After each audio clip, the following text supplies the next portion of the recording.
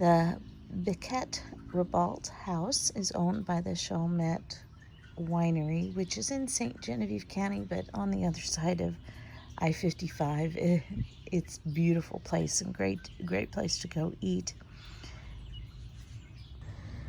So to get to this house from the Welcome Center, you would come down and turn here, and it's all the way down here, and it's across from the big field, the Le Grand Champ.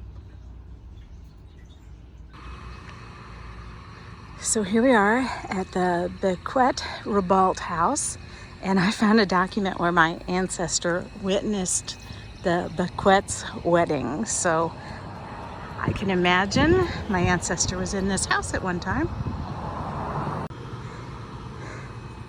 And then directly across the street is where the Grand La Champ, if I'm learning to say that correctly, the farmland, and it's 2 miles straight to the Mississippi River.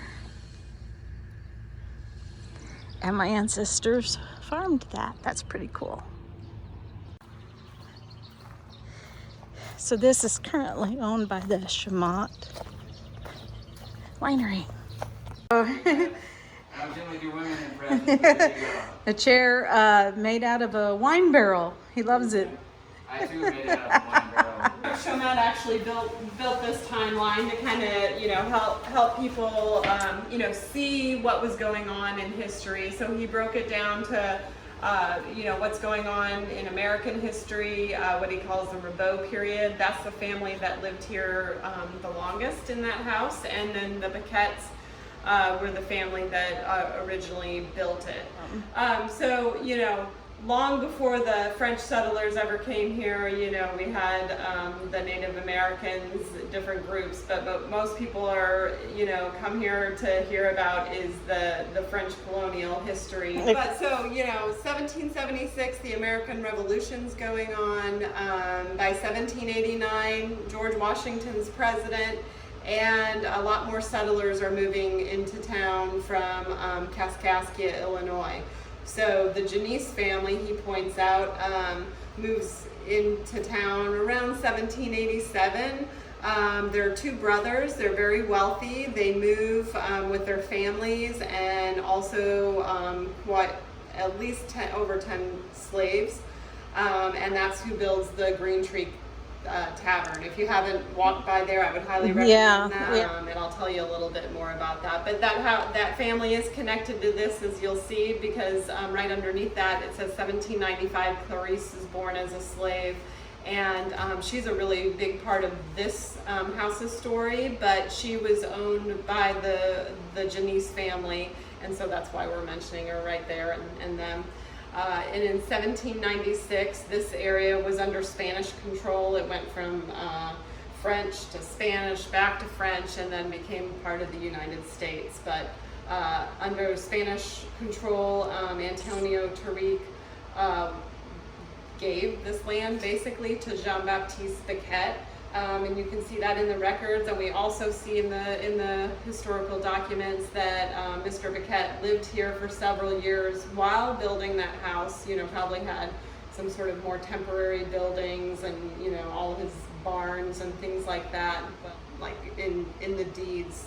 But the first census and deeds that actually show this house present was in 1808, and we also know that the University of Missouri came and did dendrochronology, dating of the wood on all these historic structures. Right. So they look at that a lot too, as That's far as cool. the getting the dates of the different buildings, because they take those main beams that are buried, especially the ones that are the Poteau and Terre that are buried. They can date that wood pretty easily that way. Okay, so that kind of up on the top, it tells you, when it goes back to French territory, and then the Louisiana Purchase in 1803. And I like talking about that a little bit just because it kind of gives you an image of, how primitive this area still is.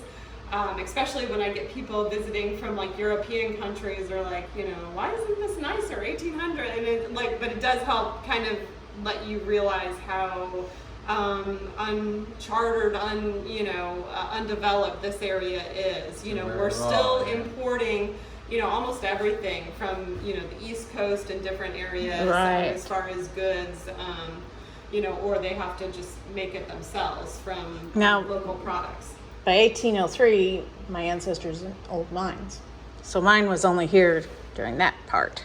Yeah, and I usually talk about that outside, but a lot of people were coming over here. Primarily, St. Genevieve was agriculture, but we also had salt mines, Saline Creek. That was a big industry. The lead mines, people passing through here to go to Valley Mines and some different areas in Fredericktown to do the lead mining, or what is now Fredericktown, Missouri. So definitely that played a big part of it. This was almost just like a little, and the whole plank. Sorry, you want me to say that again? Yeah. So all the structures like the Bequette Ribault house that were prior to 1811. Had that structural integrity to make it. Yeah, wow. Which also changed the course of the Mississippi River. Yeah. So that's pretty amazing. Yeah. But in 1808, the house was built. In 1809, Jean-Baptiste Bequette Sr. passed away, and the house goes to his son. His son ends up getting married, having kids, and lived here until 1836 when he passed away, but we'll get to that in just a second. In 1818, Illinois becomes a state. In 1821, Missouri becomes an official state. And we're having our 200th anniversary. Exactly. And a wealthy Frenchman moves into town. His name is Jean Ribault Sr., and he becomes kind of a family friend with the Janice family. He most likely met them by living or residing in the Green Tree Tavern, because that was a place a lot of people came to. You could think of it almost like a bed and breakfast. They could get a meal there, they could drink some whiskey, they could stay inside if they were wealthy enough, and if they weren't, a lot of times people would camp around it, and that was probably quite a bit cheaper. But at some point he became connected with them, and we know that just a few years later, one of their slaves named Clarice, which we mentioned was born in 1795, all grown up, she gives birth to a daughter, and she names that daughter Therese Ribault. So that's interesting. She's owned by the Janice family, so typically they would use that last name, but she gives her daughter, and then 2 years later a son, whom she names the Americanized John Ribault. So, you kind of go, oh, what was going on there? So Clarice is still a slave for the Janice family. She would not have been able to, get married if Jean Ribault, presuming he was the father, and we'll find out later that very likely was, because he did take some kind of responsibility later on in their life. But, he wouldn't have been allowed to in any other way, because she was considered property of the Francois Janice. So in 1832, her owner, Francois Janice, passes away, and like his other property, his slaves are divided up between his children. So Clarice and her daughter are willed to Emily, which is his daughter, and then her son, John Ribault, is willed to his son, Felix.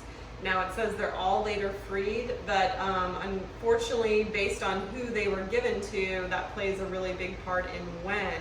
So Clarice is granted a license to live as a free person. At that time, if you were a person of color, and that could include African American descent or Native American descent, then you had to have a license to live as a free person. So she got that on July 18th, 1836.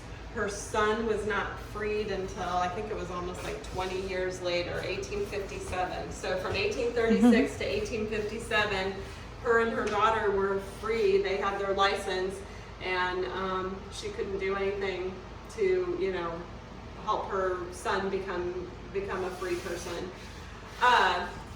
So in 1836, same year Clarice becomes free, the son of the man that built the house, John Bequette Jr., passes away. And so his wife and his 6 kids are living here. I'm sure a huge struggle for her to try to have food, run the property and all that. And just 3 years later, his wife passed away. And so that leaves the 6 children orphaned. And from the story I understand, some of the older ones moved out west and ended up becoming farmers out there. I think at least a couple of them settled in Montana. And then the younger kids went to live with Pascal, the cousin. And Pascal decided to sell the whole, property and house, and probably use that money for taking care of the kids. We don't know that to be. But he sold it on the church steps, so kind of like selling it on the courthouse steps today.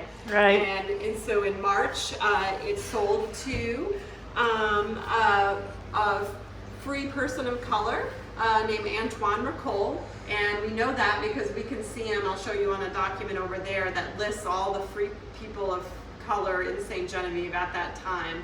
And so he paid $405, which was a significant amount at that time. So that kind of raises a question of like, okay, well, how did he get that money being a recently freed slave? But then the interesting part is the deed shows in just a few months later in May, Clarice buys the house, or the title goes to her name, and she and her daughter live in the house. So then that raises the question, why would he sell it for the same amount? Is it possible that someone gave them the money or asked Antoine to do that? It would probably have been much harder for Clarice to go to the church steps and bid on it, or however they did it at that time. That's I'm cool. not really sure of. But we have 2 kind of hypotheses on what potentially happened. Either the person that Francois Janice, basically his daughter, could have potentially given her the money and maybe went about it like that. That's one thought that I've heard. I think the more likely one is that the father of her children, John Ribault Sr., gave the money and asked Antoine to do that, or maybe Clarice did and wanted to have a house for her kids. In 1843, her daughter gets married and has her own daughter named Clara. 1844, first telegraph message sent. In 1849, hello. This is so cool. I love it.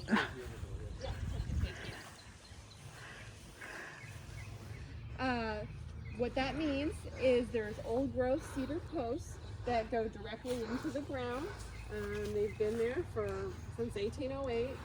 They're made of cedar, and this isn't the little cedar trees you see today usually. The posts are probably about that big around. I don't know if they took you downstairs in the Amarillo house to see the basement, but you can see it there. And if you walk around in the front part of this house, you can see how big those cedar posts are. In between the cedar posts, they have a buissage, which is a mixture. In this house, they're all a little bit different depending on who builds them. But they used willow, like small willow saplings. They use mud, they use animal fur, straw, and they wet it with water, and they make it into like a mortar between the posts, and then they cover it with the limestone whitewash.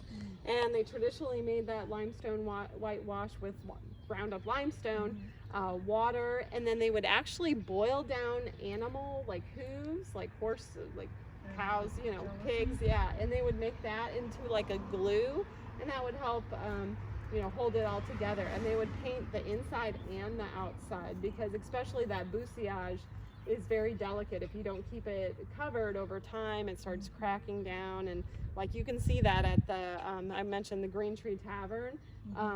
What really needs to happen, like even though it's cool to see the inside, that's really not the best for the structure. Eventually they need to hopefully cover that up with the limestone whitewash. You can see we're famous for those steep pitched roofs with the Norman trusses. When we go inside, I'll show you that. But this is the only house that still has its open roof line, so you'll see it better when we go up there. But you'll see there's about a foot and a half distance between the wall and the roof line. It was originally made like that. The Amaro house used to have a thatched roof, but this, you know, they changed it over time. This one still has that open roof line. In the winter, they could cover that up with straw bales and animal hides, and in the summer, it keeps it nice and ventilated, and you know, it's a really good method. When there's people living in it all the time, usually I think that helps keep the animals out. I'll tell you, probably still see some bird poop in there, because when I got here this morning, when there's nobody here all week, the birds like to just fly in, and you know, you never know.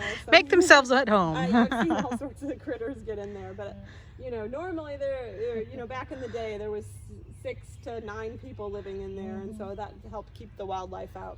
I do like to point out, this was actually moved here from another site in St. Genevieve, but it's an example of the other type of architecture. So that's poteau sur soleil, which means post on sill, and so they make that little rock sill, and then they put those oak beams on top of it, and then they still have the vertical logs, but they have the oak, and then they have the vertical logs on top of that. So that's like the Green Tree Tavern. That's post on sill, and you'll see a lot more of those still standing because they don't have the posts that go into the ground, and of course, you know, termite damage, all sorts of stuff like that. This is so cool. So one of my favorite parts. Oh, I love it. I want everybody to be able to see this, so maybe just take a second. If you want to take some pictures, I'll move out of the way. But this is probably one of the best views you'll see in St. Genevieve of the upper part of the houses. You can see the Norman trusses. You can see the original oak beams up there. They hand hew them. That's what you see, those marks. Super cool. It's just. You can see an example. You see the big beam that goes across and it connects like a puzzle piece. So instead of using, you know, nails, screws, all the things that we use today, yeah, exactly, and it holds it together, and it's held it together through, you know, the 1811 earthquake, through flood events, you know, in the 90s, we had that significant flood before the levee was here. There was water in the basements of all these houses, you know. I've had construction people come through here and say, you know, it's like one flood like that, modern houses would usually just be like done. But it's wood, so it goes through the wood, and it swells and cools and stuff just like the rest of the timber.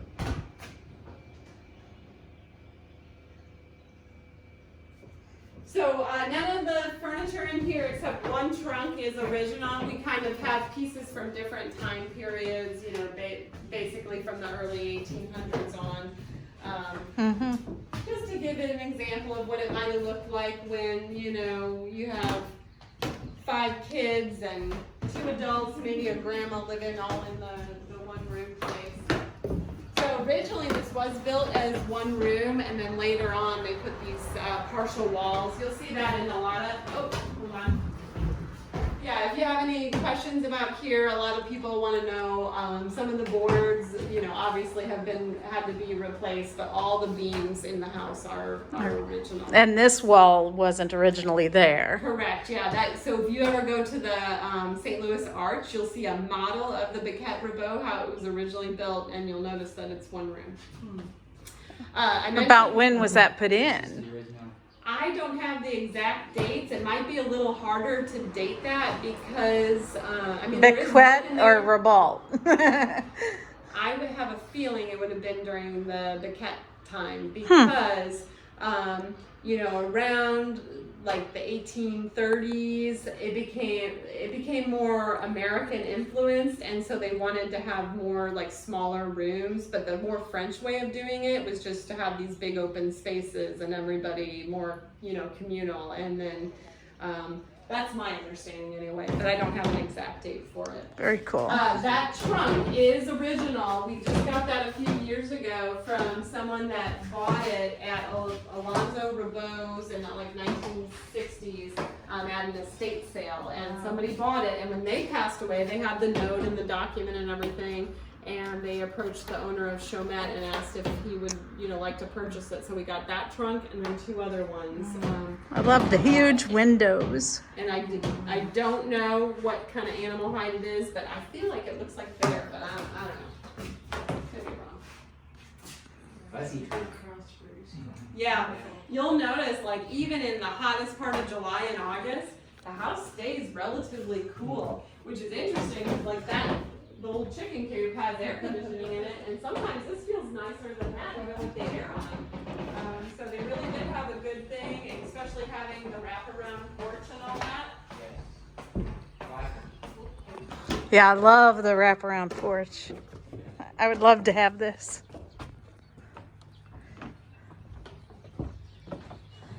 But like you mentioned, this is called Le Grand Champ, and this is really why a lot of the early French settlers moved over here.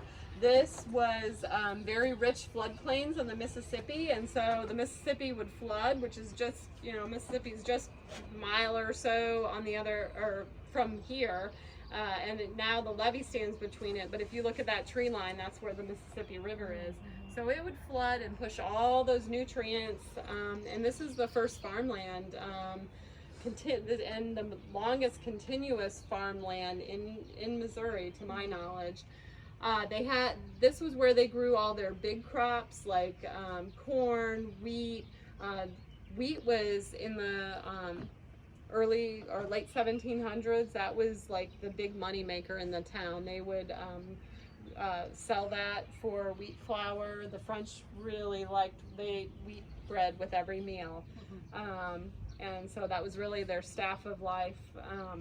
And so they grew mainly wheat and corn and tobacco out there. And then around the house, they would have their kitchen gardens where they grew all the, you know, fruit and vegetables and herbs that they would eat.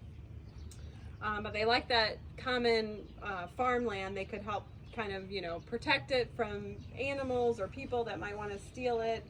And they would have these long, narrow strips that would go all the way to the Mississippi River.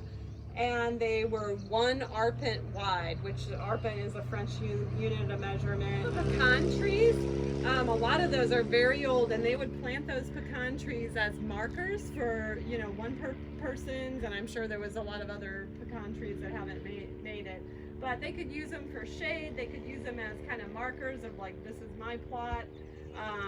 And then they could also harvest the pecans. We still get people you'll see in the fall, and they'll go out there and harvest the pecans. But from what I've read, that this open farmland where it was like, you know, owned by different people, like the rows were by different people, stayed in place until the early 1900s, and then it, you know, got warm, I guess, warmal, you know, selling just a baby or whatever. So where does it begin, and is it wider than what I can see this way? I think it is. I think originally it probably went way down there, and I'm sure quite a bit down there, but I don't know like the exact. Right. Probably someone does. And then Old St. John was on the river, so their houses were there. Yes. Can you get closer to where the Old St. John was? Do you see that stop sign down there? Yes. If you take a right, you can follow that road kind of all the way over the levee and you know, go out that way. Just kind of go slow because there's some areas where the road's not real good. But yeah, you can get all the way so you can see the Mississippi. Well, that'd be cool because I had ancestors that lived over there. So yeah, go check it out.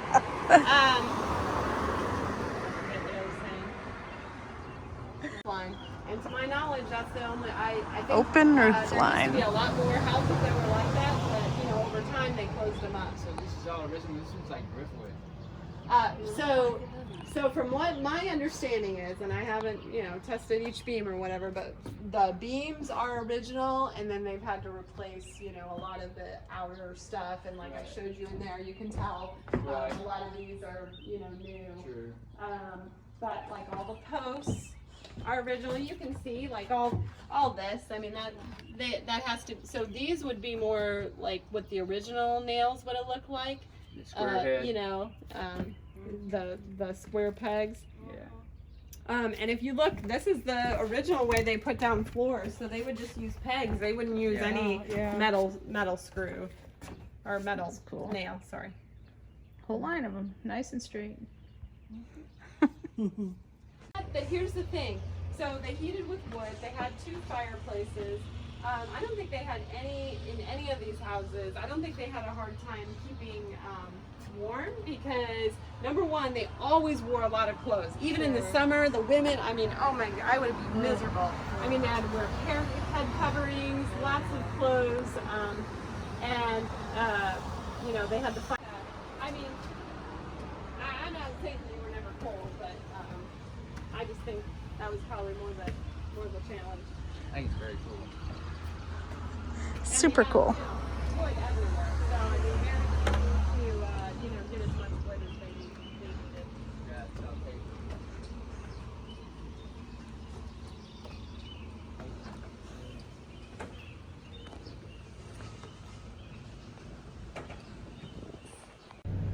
So we've gone down the road suggested, and we're trying to find Old St. Genevieve, and we've just kind of passed over the levee. You see it's quite wet down in there.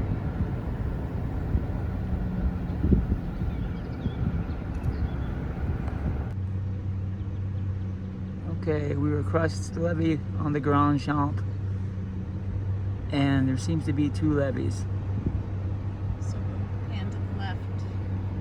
So there's where the other levee is. So this would have been continued farmland right there as well.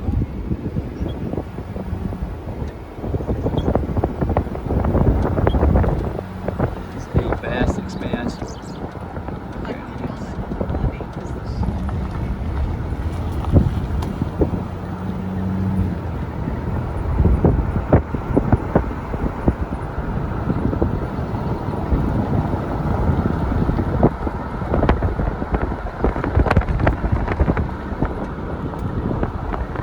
Heading towards the river.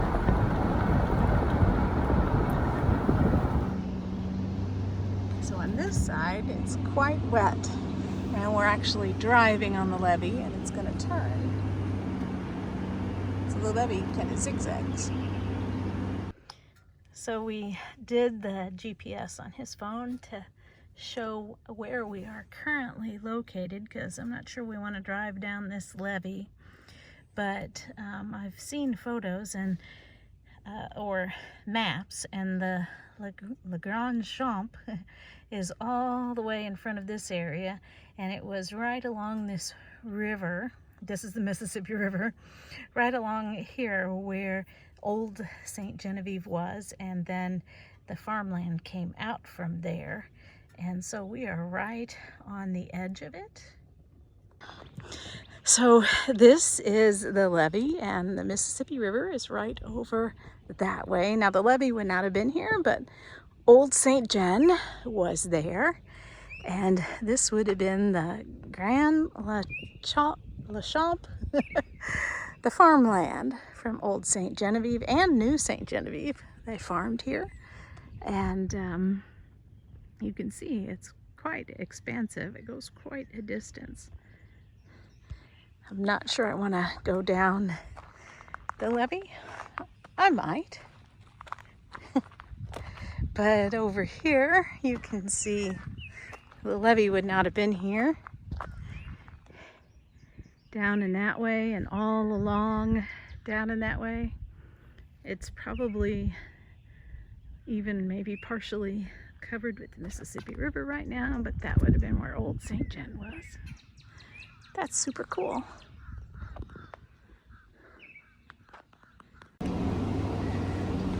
Okay, crazy me going down the levee. Over there would have been Old St. John. Kind of have to go where my ancestors were before. So over there is the Mississippi River, and that would have been all Old St. John.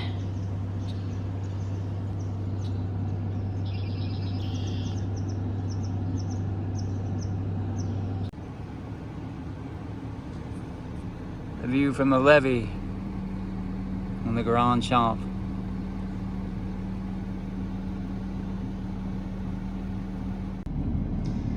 Okay, so here is how far we've gone, and this is what it looks like.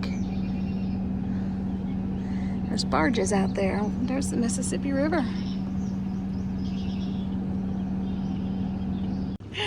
We're at the other end of the levee, and there's the Mississippi River, and we're still hoping that we can get out of here. We were on an adventure, but we found a road. Yay! I love adventures. Okay, so there was a gate, and we had to turn around and come back across the levee, but we made it.